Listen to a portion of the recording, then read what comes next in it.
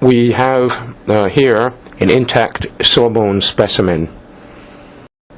We have created a transverse mid-pole patella fracture.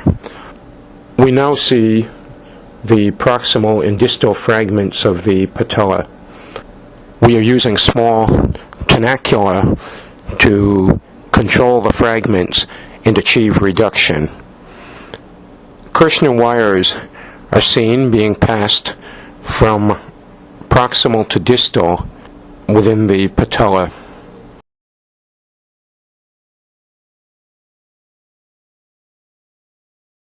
The intent of the tension band wire is to convert tension forces to compression forces on the articular surface. We now see a figure-of-8 tension band wire being constructed.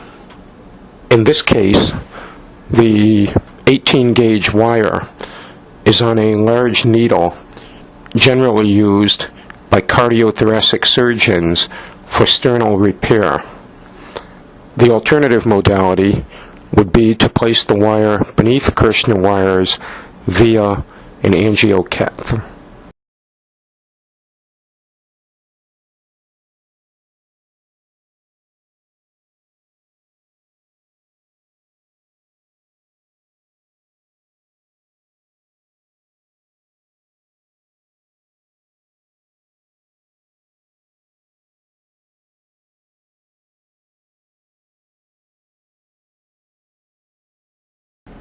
In this specimen, the wires have been crossed and are being tightened at 2 sites.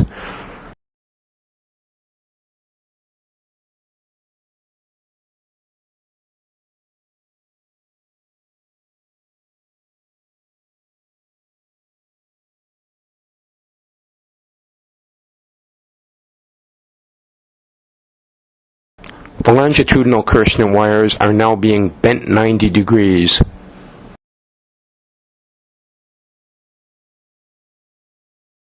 The longitudinal Kirschner wires are now being cut.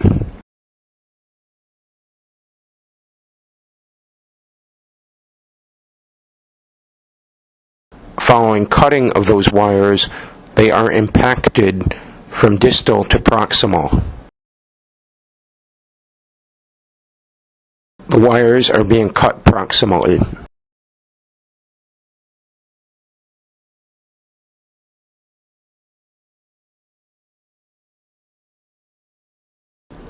We can see the wires are taut on the anterior aspect of the patella. As the knee in the sawbones model is carried through a range of motion, the fixation is noted to be stable. Dynamic compression is occurring at the fracture site.